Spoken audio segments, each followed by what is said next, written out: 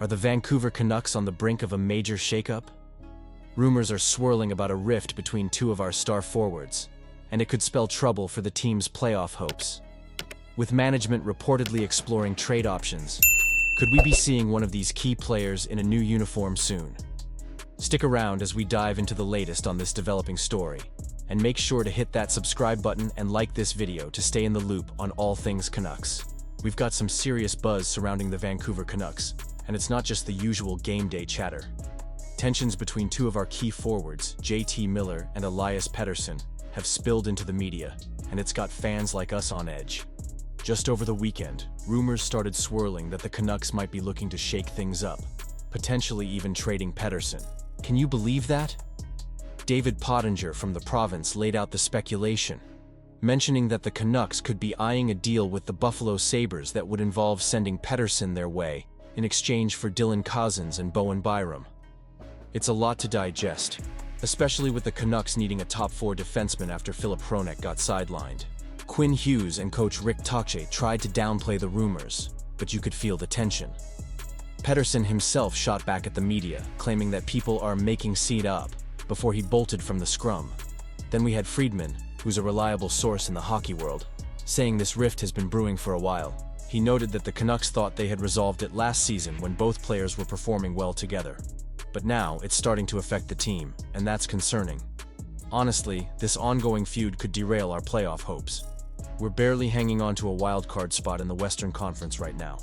What makes this situation even more complicated is the contract situation with these players. Pettersson has a hefty cap hit of $11.6 million through 2031 to 32, and while he has a no-movement clause, it doesn't kick in until next July.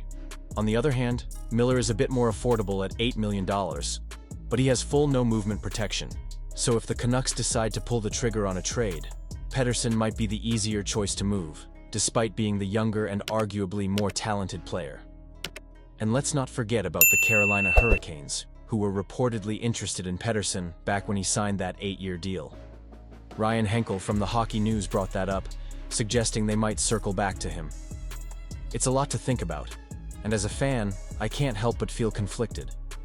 Do you think trading Pettersson would be the right move? I'm really torn here. On one hand, you want to keep your star players and build around them, but on the other, if there's a rift that's impacting team chemistry, something has to give. The Canucks' season has already been marred by injuries and inconsistent play, and adding a spat between our top two forwards into the mix just adds fuel to the fire. We've seen what happens when a team starts to unravel, and I don't want to see that happen to my Canucks. We've been through enough ups and downs over the years, and just when you think we're turning a corner, something like this pops up. So, what do you all think?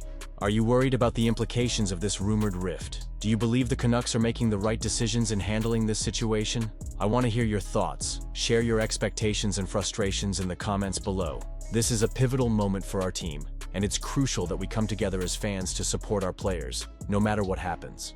As we look at the current situation with our Vancouver Canucks, it's hard to ignore the noise surrounding the team.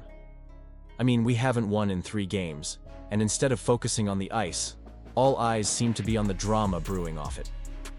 JT Miller and Elias Pettersson, our star players, are at the center of this, and it feels like their relationship has reached a boiling point. Coach Rick Tocchet and Captain Quinn Hughes have both addressed the rift, with Hughes stating that it's 100% workable.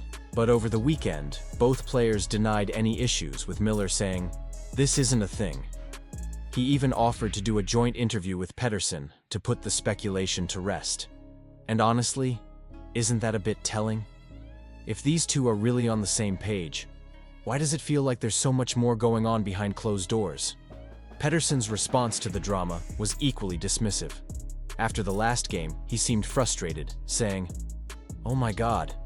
Next question. It's clear that these players want to focus on their game, yet the distractions persist. This leads us to wonder, could this internal strife be impacting our performance on the ice? Sportsnet's Jamie Dodd pointed out that trading either player would be a last resort, but let's face it, neither of them is playing at their peak right now. Pettersson, in particular, hasn't been the elite player we know he can be for almost a year. And with him being 5 years younger than Miller, you have to consider who's going to be more valuable for the Canucks moving forward. It's a tough situation because, While we want both players to thrive, we also need results. The locker room atmosphere is crucial, and it feels like this ongoing situation is weighing heavily on the team. Friedman, in a recent podcast, mentioned that the Canucks don't want to trade either player because they believe they're better together. And he's right. A team is only as strong as its roster. But let's not ignore the elephant in the room. If these interpersonal conflicts are affecting the team's success, how do we navigate that?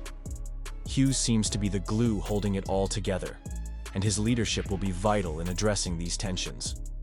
Now, I'm not saying we should hit the panic button just yet. It's December 23rd, and there's still plenty of time to turn things around. But it's essential for the front office to take the pulse of the locker room and understand what's truly happening. If we can get this all out in the open and refocus, who knows? Maybe we can start piecing this puzzle back together. But let's be real. This situation feels ridiculous. We have two players making nearly $20 million combined this season, and yet it seems like an interpersonal conflict is having such a significant impact on our performance. I can't help but wonder, is this the best we can do? So, what do you think? Is this the right path forward for the Canucks? I'm genuinely torn here. I want to believe that we can work through these issues and come out stronger, but it's hard not to feel a little frustrated. I want to hear from you. What are your thoughts? Are you feeling optimistic, or do you think we need to make some tough decisions? Let's get a conversation going in the comments below. Your opinions matter, and I want to know what you think about our chances moving ahead. And before you go, don't forget to like this video, share it with fellow Canucks fans, and subscribe to the channel for all the latest updates. Hit that notification bell so you never miss out on what's happening with our beloved team.